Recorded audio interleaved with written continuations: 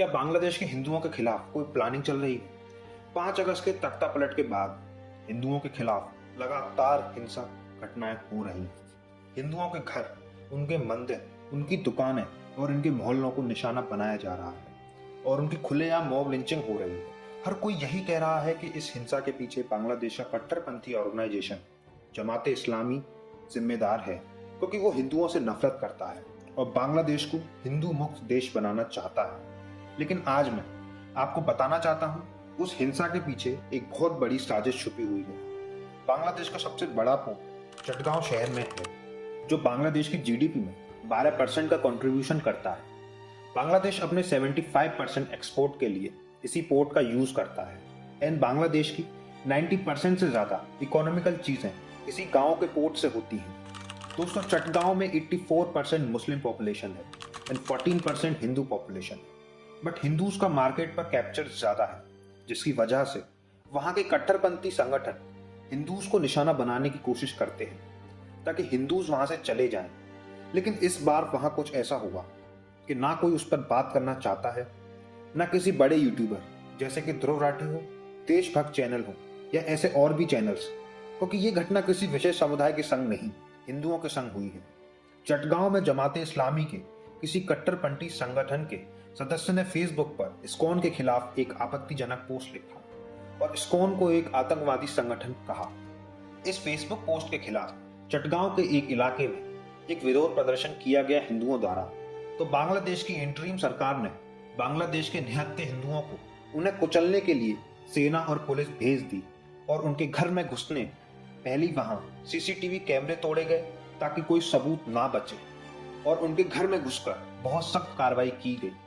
रात के वक्त हिंदुओं की भीड़ पर लाठी चार्ज किया और कुछ लोगों को बैल से पीटा गया और हिंदुओं को जान बचाने के लिए अपने घर से भागना पड़ा और ये ऑपरेशन रात भर ऐसे ही चलता रहा।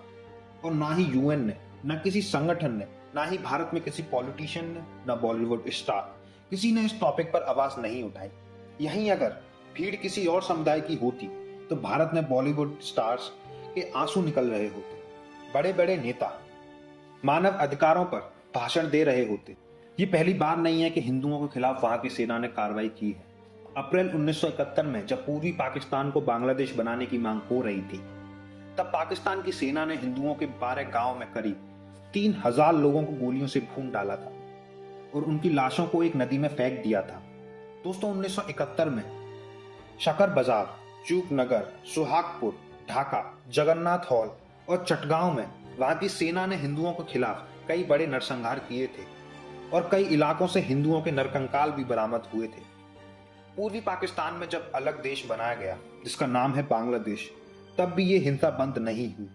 2001 में जब खालिदा जिया की पार्टी जब चुनाव जीतती थी, तब कई दिनों तक हिंदुओं के खिलाफ नरसंहार चलता रहा, जिसमें 18,000 दंगे हुए और आरोप है कि 1000 हिंदू महिलाओं का रेप हुआ।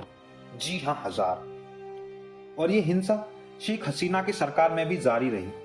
दोस्तों, जब जब इस नरसंहार में बांग्लादेश की आर्मी इन्वॉल्व हुई, तब तब हिंदूज फैमिली को वो जगह छोड़नी पड़ी और इस बार भी बांग्लादेश के हिंदुओं को इसी बात की आशंका जता रहे हैं। दोस्तों, जब 1971 में पूर्वी पाकिस्तान बांग्लादेश बना, तब 1975 में आर्मी कूप हुआ।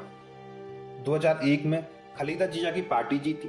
2013 में युद्ध अपराध के लिए जमाते इस्लामी कट्टरपंथियों को फांसी दी। 2014-2017 में बांग्लादेश में काफी बड़े प्रोटेस्ट हुए। 5 अगस्त 2024 शेख हसीना के रेजिग्नेशन के लिए दंगे हुए। तब इन सभी घटनाओं में बांग्लादेश हिंदुओं का कोई संबंध नहीं था। लेकिन इसके बावजूद मुद्दा चाहे जो भी हो, सरकार जिसकी भी आए, चारा हमेशा हिंदू ही क्यों बनता है। दोस्तों, बांग्लादेश में हिंदुओं के इस अत्याचार के खिलाफ हिंदू कभी खड़े नहीं हुए और जिस तरीके से हिंदू बटे रहे, उसी तरह उनकी आबादी कम होती रही। 1951 में 22% के बाद 2023 में सिर्फ 7.5% बचे हैं बांग्लादेश में हिंदू। बांग्लादेश में आज भी 1 करोड़ 40 लाख हिंदू रहते हैं और ये सभी हिंदू अपने घरों से बाहर निकलकर अगर एक लाइन में खड़े हो जाएं, तो ये आधी धरती को कवर कर सकते हैं। लेकिन इस समय हिंदू बटे हुए हैं। दोस्तों, मैं एंड में बस यही कहूंगा, बटोगे तो कटोगे। Thanks for watching. अगर आपको वीडियो अच्छी लगी हो तो प्लीज़ सब्सक्राइब करें, लाइक शेयर कमेंट ज़रूर करें। हमें आपके सपोर्ट की बहुत ज़रूरत है, तो प्लीज़ सपोर्ट करें।